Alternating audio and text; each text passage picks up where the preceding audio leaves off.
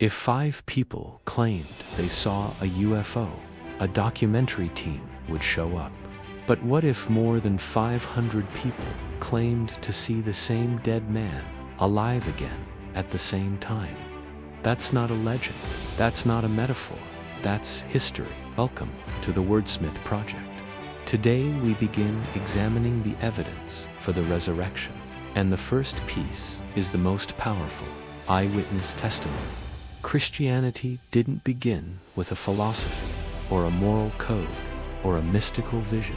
It began with a claim of fact, witnessed by real people in a real time and place. Jesus Christ rose from the dead, and hundreds saw him. Let's look carefully at that evidence.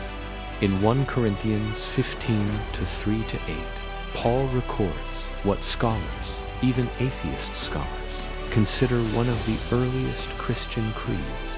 Here's the list of witnesses he gives: Peter, the 12 apostles, more than 500 believers at once; James, the brother of Jesus, all the apostles again, and Paul himself. This list is explosive for 2 reasons. First, it was written extremely early. 1 Corinthians dates to AD 55, only 22 years after the crucifixion. That means tens of thousands of people alive when Jesus was raised were still alive when Paul wrote these words. This wasn't mythology. This wasn't legend. People could check the facts by talking to these witnesses directly. Second, Paul challenges the reader to investigate. He says many of the witnesses were still alive at the time of writing, meaning, if you don't believe me, go ask them. This is not the language of legend. This is courtroom language. Now here's something most people miss. Many of these eyewitnesses lost their homes, their social standing, their religious community, their jobs, and eventually their lives, all because they refused to deny what they saw. Dr. Frank Turek captures this perfectly. People may die for something they believe is true, but no one dies for something they know is a lie. These witnesses didn't die for a story.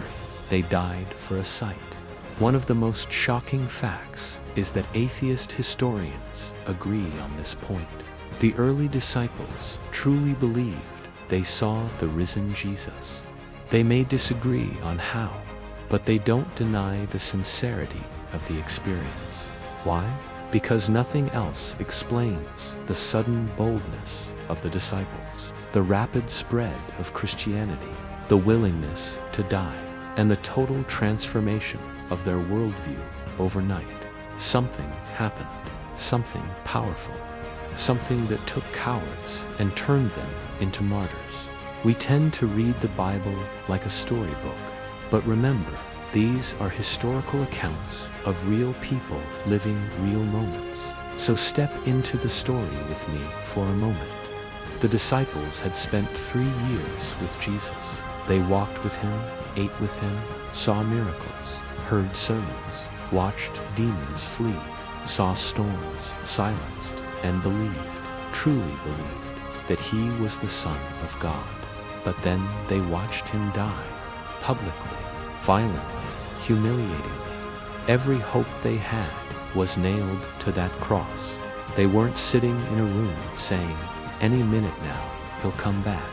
No, they were grieving, confused, crushed, and terrified of the Jewish authorities. John 20:19 says they locked the doors out of fear. And then, suddenly, Jesus stood among them. He didn't knock. He didn't enter through a window. One moment he's not there. The next he is. He speaks. He breathes on them. He eats with them. They touch him. They see the scars. This wasn't a vision. This wasn't a hallucination. This was a physical, resurrected body standing in their midst. And in that moment, everything changed. Ask yourself honestly, if you were in that locked room and you saw the crucified Jesus standing alive before you, what could you do other than dedicate your entire life to telling the world? This is exactly what the disciples did. Their entire worldview changed overnight, from hiding to preaching, from fear to courage, from despair to joy, from denying Jesus to dying for him. Nothing except a real resurrection explains this transformation. Let me say something bold. A lie doesn't produce this kind of movement. Hallucinations don't produce this kind of movement. Legends don't produce this kind of movement. Only one thing does: actual eyewitness encounters with a risen Jesus. The early church didn't grow because the disciples were clever, or rich, or had influence, or had political power.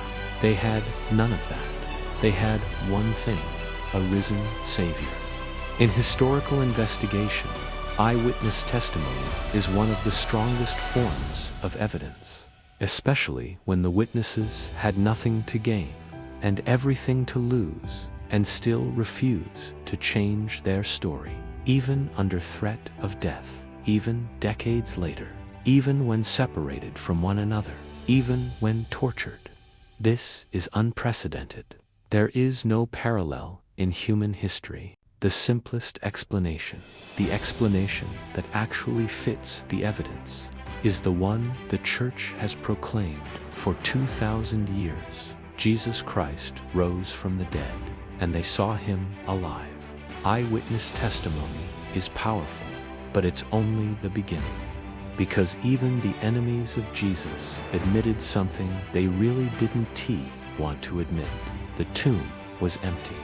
In the next episode, we're going to look at one of the most undeniable facts in ancient history: why even the Roman and Jewish authorities couldn't produce the body of Jesus, and how that single fact changed the world. This is the Wordsmith Project. Like, comment, subscribe, and share this with someone who needs to know this is not blind faith. It's truth built on evidence.